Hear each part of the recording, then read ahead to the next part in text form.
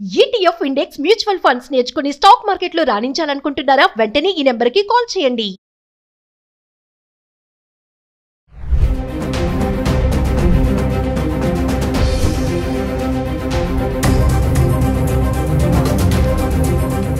Hi hello నమస్తే, welcome back to Suman TV. ప్రస్తుతం మనతో పాటు ఉన్నారు అడ్వకేట్ డాక్టర్ సల్మాన్ రాజు గారు. సార్తో మాట్లాడదాం. నమస్తే సార్. నమస్తే సార్, ట్రంప్ వచ్చాక మనం ఇందాక అనుకున్నట్టుగా చాలా చేంజెస్ వస్తున్నాయి. అందులో ఒకటి బర్త్ రైట్ సిటిజన్షిప్, ఎస్ అంటే ఇల్లీగల్ ఇమిగ్రెంట్స్ ఒకటి, ఇదొకటి మెయిన్ ఫోకస్ చేశాడు ఆయన. బట్ ఫెడరల్ కోర్ట్ ఏంటంటే స్టే ఇచ్చింది కదా. అంటే ట్రంప్ తీసుకున్న నిర్ణయానికి కోర్టు స్టే ఇచ్చింది అంటే కోర్టుకి అధికారం ఉన్నట్టే కదా. మరి ఇప్పుడు ట్రంప్ ఎలా ఎగ్జిక్యూటివ్ ఆర్డర్ పాస్ చేశారు అంటే? ఒక ఎగ్జిక్యూటివ్ డెసిషన్ ట్రంప్ గారు సైన్ చేశారు, ఈ citizenship by birth right. First of all మనం ముందుగా సిటిజన్షిప్ బై బర్త్ రైట్ అంటే ఏంటి అర్థం చేసుకోవాలి. అంతకుముందు 14th అమెండ్మెంట్ అని చెప్పి ఈ అమెండ్మెంట్ ద్వారా ఈ క్లాజ్ని అమెరికన్ కాన్స్టిట్యూషన్లో ఇంక్లూడ్ చేయడం జరిగిందండి. ఇది ఎవరు దీంట్లో ఏంటి అంటే 136 రిపబ్లికన్స్ అండ్ అబౌట్ 38 సెనేట్స్. 136 పీపుల్ ఈ అమెండ్మెంట్ చేయాలి అని చెప్పి ఓట్ చేశారు. వాటిలో ఒక 38 సెనేట్స్ వచ్చేసి దీన్ని ఆబ్జెక్ట్ చేశారు. ఈ 38 సెనేట్స్లో ఆబ్జెక్ట్ చేసిన వారిలో వన్ పర్టికులర్ సెనేట్ ఏం చెప్పారంటే, ఈ సిటిజన్షిప్ బై బర్త్ రైట్ అన్నది చైనీస్కి తర్వాత జిప్సీస్ అని ఉన్నారు, వీళ్ళకు కూడా ఎందుకు వర్తించకూడదు. అప్పటికి ఈ 14th అమెండ్మెంట్ అమల్లోకి తీసుకొచ్చే ముందు ఇవన్నీ కూడా రికార్డ్ చేయబడ్డాయండి. ఈ వన్ ఆఫ్ ద సెనేట్స్ రైజ్ చేసిన క్వశ్చన్ ద్వారా ఏమైందంటే, చైనీస్ని కూడా దీంట్లో ఇంక్లూడ్ చేశారు, జిప్సీస్ని కూడా ఇంక్లూడ్ చేశారు. నో మ్యాటర్ వాట్, అక్కడ ఒక unless you are a terrorist or unless you are against the country of America, ఇట్లాంటి వాళ్ళు కాకుండా మిగతా వాళ్ళందరికి కూడా ఇది వర్తిస్తుంది అని చెప్పి 14th అమెండ్మెంట్ ద్వారా దీన్ని అమెండ్ చేశారు. దీన్ని తెచ్చిన తర్వాత ఇప్పుడు దీన్ని చేసింది ఎవరండి? The parliamentarians, the law makers. ఒక లా చేయాలి, కాన్స్టిట్యూషన్లో ఏ లానైనా ఇంక్లూడ్ చేయాలి, లేదంటే దాన్ని అమెండ్ చేయాలి అంటే it's only the law makers, it's only the parliamentarians. No president or no prime minister has an exclusive right. Presidential orders pass చేయడానికి ప్రతి కంట్రీ, ఫర్ ఎగ్జాంపుల్ ఇండియా ఉంది, ఇండియాలో కూడా ప్రెసిడెంట్కి ఇన్హరెంట్ పవర్స్ ఉంటాయి. అట్లాగే ద ప్రెసిడెంట్ ఆఫ్ అమెరికా, ఆయనకు కూడా inherent powers ఉన్నాయి. కానీ ఇన్హరెంట్ పవర్స్ హియర్ ఈ సిటిజన్షిప్ బై బర్త్ రైట్ అన్న దానికి అప్లికబుల్ అవ్వదు. ఆయన ఎగ్జిక్యూటివ్ డెసిషన్ చేశారు, సైన్ చేశారు, దాన్ని కొంతవరకు చాలా వరకు ఇంప్లిమెంట్ చేశారు. మెక్సికో బార్డర్స్కి కూడా ఇమిగ్రెంట్స్ని పంపించేశారు, ఇండియా బార్డర్స్కి పంపించేశారు, మిగతా బంగ్లాదేశ్ బార్డర్స్కి పంపించారు, మెనీ అదర్ కంట్రీస్కి డిపోర్టేషన్ చేశారు. But how far is it legal అన్న ఒక క్వశ్చన్ మనం వేసుకుంటే ఆయన సైన్ చేసిన దానికి వ్యాలిడిటీ లేదండి. అందుకని ఇప్పుడు చూస్తే the federal court of America, which is the highest apex court of the country, ఈ apex court of the American United States of America దీనిపైన ఒక స్టే విధించింది. ఎందుకు? ఇప్పుడు is the court above the president of America is the question.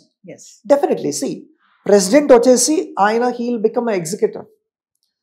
It is actually judiciary is always above every executive అండి. Let it be India, let it B Bangladesh, let it be any other country, let it be Canada. So ఇక్కడ court has got every right. That's the reason why court has given a stay. Court అసలు ఎందుకు stay ఇవ్వాల్సి వచ్చింది అంటే, executive decision అన్నది ఈయన sign చేసినంత మాత్రాన అప్లికబుల్ అవ్వదు. ఎందుకంటే it is a part of the American constitution. దాన్ని ఇంప్లిమెంట్ చేయాలంటే ఇంకొక అమెండ్మెంట్ తీసుకొని రావాలి. ఆ అమెరికన్ కాన్స్టిట్యూషన్లో ఈ 14th అమెండ్మెంట్ని మరలా అమెండ్ చేసి సిటిజన్షిప్ బై బర్త్ రైట్ అన్న ఈ క్లాజ్ని తీసివేస్తే కానీ, దాన్ని బ్యాన్ చేస్తే కానీ, దాన్ని డిలీట్ చేస్తే కానీ దాన్ని అమల్లో చేయటానికి రాదు. ఈ ఎగ్జిక్యూటివ్ డెసిషన్ అన్నది ఇది ఫుల్గా ఇప్పుడు ఇది ఇన్ఫ్రాక్చువస్ అండి. Whatever executive decision has been signed by Trump గారు, అది ఇన్ఫ్రాక్చువస్ అవుతుంది.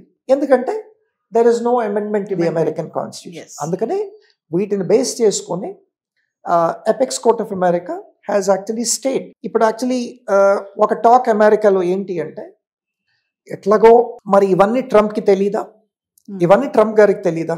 తెలుసు. తెలిసి కూడా ఆ హోదాలో ఉండి వరల్డ్కి అంతా చూపించి ఒక డెసిషన్ ఎట్లా సైన్ చేశారు అంటే దీని వెనకాల ఒక స్ట్రాటజీ ఉంది అంటారు. స్ట్రాటజీ ఏంటి అంటే వెంటనే ఇక్కడ సైన్ చేసిన వెంటనే హోమ్ల్యాండ్ సెక్యూరిటీ, ఇమిగ్రేషన్ డిపార్ట్మెంట్ వీళ్ళంతా కూడా వెళ్ళి they will do the deportation process. Alert అవుతారు. వీళ్ళంతా వెళ్ళి డిపోర్టేషన్ ప్రాసెస్ స్టార్ట్ చేస్తారు. ఈ విక్టిమ్స్ అంతా కూడా లేదంటే ఎన్జిఓస్ ఉన్నారు కొందరు who are actually there to protect the rights of the aliens, the foreigners and the non immigrants. వీళ్ళంతా కూడా ఈ నాన్ గవర్నమెంటల్ ఆర్గనైజేషన్స్ అందరూ కూడా కోర్టుకు వెళ్ళి ఫైల్ చేసే వరకు, కోర్టు దీంట్లో స్టే ఇచ్చే లోపు అట్లీస్ట్ కొంతవరకన్నా ఇంప్లిమెంట్ అవుతుంది. కోర్టు స్టే ఇచ్చిన తర్వాత అప్పుడు చూసుకోవచ్చు. ఈ లోపు ఈ డిపోర్టేషన్ అవుతుంది. అయిపోయిన తర్వాత వీళ్ళు ఎట్లాగో ఇల్లీగల్ వీళ్ళు డిక్లేర్ చేశారు కాబట్టి మళ్ళీ వీళ్ళు లీగలైజ్ చేయటానికి they will take a lot of time. At least I'm able to clear America of the illegal immigrants అన్న ఒక స్ట్రాటజీ కాబట్టి హి హస్ డన్ దిస్ అని చెప్పి this is actually a plan behind signing executive decision. He knows pretty well that unless and until there is an amendment to the constitution it cannot be implemented. So this is what is about citizenship by birthright. So in case మరి Trump కి అనుగుణంగా గనుక తీర్పు వస్తే మరి మన వాళ్ళ పరిస్థితి ఏంటి? ట్రంప్ కి అనుకూలంగా తీర్పు రావాలి అంటే ఇందాక మనం అనుకున్నట్టు అది ఓన్లీ అమెండ్మెంట్ ద్వారానే రావాలి. కాన్స్టిట్యూషనల్ అమెండ్మెంట్ రావాలి. కాన్స్టిట్యూషనల్ అమెండ్మెంట్ రావాలి అంటే డెమోక్రట్స్ కూర్చోవాలి, రిపబ్లికన్స్ కూర్చోవాలి, ఈ బిల్ని అక్కడ ప్రవేశపెట్టాలి. బిల్ కూడా majority by 2/3 majority of the houses, both the houses should be there, without which it won't happen. ఇప్పటికే చూడండి, there is an uproar and furore in America. అమెరికన్సే బయటకు వచ్చి ప్లకార్డ్స్ పట్టుకొని మనం చూస్తున్నాం బీబీసీలో, వీటిలో, ఇంటర్నేషనల్ ఛానల్స్, అల్ జజీరాలో వీళ్ళే ప్రొటెస్ట్ చేస్తున్నారు. ఏంటి అంటే ఈ ఇమిగ్రెంట్స్ ఇక్కడ ఉన్నా పర్వాలేదు, ఇమిగ్రెంట్స్ని ఇక్కడ ఉంచండి, అమెరికాలో ఉంచండి, వీళ్ళ పిల్లలు ఏమవుతారు అని. రియలీ గ్రేట్ అండి. అంటే American still want the no matter what, except some people, మిగతా వాళ్ళంతా కూడా ఇల్లీగల్ ఇమిగ్రెంట్స్ ఉన్నా కానీ we do not have an issue, కానీ మమ్మల్ని పట్టించుకోండి అని చెప్పి అంటున్నారు. నా ఒపీనియన్ ఏంటి అంటే ఇవన్నీ ట్రంప్ గారు ఆయన దృష్టికి ఎప్పుడు వచ్చింది అంటే I think during the COVID season అండి. 2019లో మనం కోవిడ్ చూసాం. ఈ కోవిడ్లో ఏంటి అంటే homeless Americans were lot, jobless Americans were lot. వీళ్ళందరికీ కూడా the American government had to supply food and stay and all this including water. So అక్కడ చూసి నా దేశం ఎట్లా అయిపోతుంది ఏంటి, నా దేశంలో ఎంతమంది జాబ్లెస్ ఉన్నారు, ఇంతమందికి జాబ్స్ లేకుండా ఉన్నాయా అని చెప్పి ఐ థింక్ అక్కడ ఆయన మనసు కదిల్చివేయడం జరిగి ఉంటుంది. And he must have decided ఈసారి నేను ఎలక్షన్ ట్రంప్ 2.0 వస్తే మటుకు దీన్ని ఇంప్లిమెంట్ చేసుకుంటా అని చెప్పి అనుకున్నారు. దాన్ని బట్టి నాకు తెలిసి ఆయన చాలా స్ట్రిక్ట్గా ఇంప్లిమెంట్ చేశారు. ఇప్పుడు జో బైడెన్ గారి రెయిన్లో ఆయన ప్రెసిడెంట్గా ఉన్నప్పుడు ఆయన చేయలేదంటే వాళ్ళు చేశారు. కాకపోతే అప్పటికున్న రూల్స్ ప్రకారం ఇల్లీగల్గా ఉన్న వాళ్ళ అగెయిన్స్ట్ యాక్షన్ తీసుకున్నారు. ఫర్ ఎగ్జాంపుల్ ఇప్పుడు మెక్సికో బార్డర్ ఉంది. మెక్సికో బార్డర్స్ నుంచి చాలా ఎక్కువ ఇల్లీగల్ ఎంట్రీస్ ఉన్నాయి. వాటిని కర్బ్ చేశారు. దానికంతా కూడా అంతకుముందు ఈ ఇల్లీగల్ ఇమిగ్రెంట్స్ ఎంట్రీ ఆపడానికి there was no boundary wall at all, దాన్ని కూడా కట్టించారు. So all these measures were taken అండి. కాకపోతే టోటల్గా ఫోకస్ చేయలేదు. జో బైడెన్ గారికి ట్రంప్ గారికి డిఫరెన్స్ ఏంటి అంటే ట్రంప్ గారు టోటల్ దీనిపైనే ఫోకస్ పెట్టారు. I will make America clean again. So he wants to make America clean again.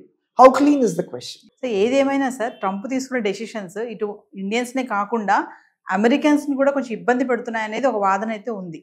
అమెరికన్స్ని కూడా ఇబ్బంది పెడుతున్నారండి, అమెరికన్స్ కూడా ఇబ్బంది పడుతున్నారు.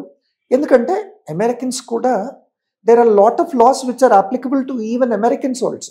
ఇప్పుడు అమెరికన్స్ ఉన్నారు, వాటిల్లో అంటే ఉద్యోగాలు అవి చేయకుండా if they are illegally involved in some crimes, for example ఈ స్పౌస్ మ్యారేజెస్ ఉన్నాయి. వీటిలో ఏంటి అంటే అంతకుముందు మీకు సిటిజన్షిప్ రావాలి అంటే your spouse should be a citizen of America by virtue of been born here in America అండి. సో వీటిలో ఇది చాలా పెద్ద స్కామ్. అమెరికన్స్కి వీటిపైన కూడా కర్బ్స్ తీసుకొచ్చారు. వీటిపైన కూడా ఇప్పుడు ఇట్లాంటి illegal marriages only for obtaining citizenship అన్నది కూడా వీటిపైన కూడా చాలా ఆంక్షలు పెట్టారండి. Yes. సో వీటి వల్ల Americans are definitely affected a lot. Thank you sir. Welcome.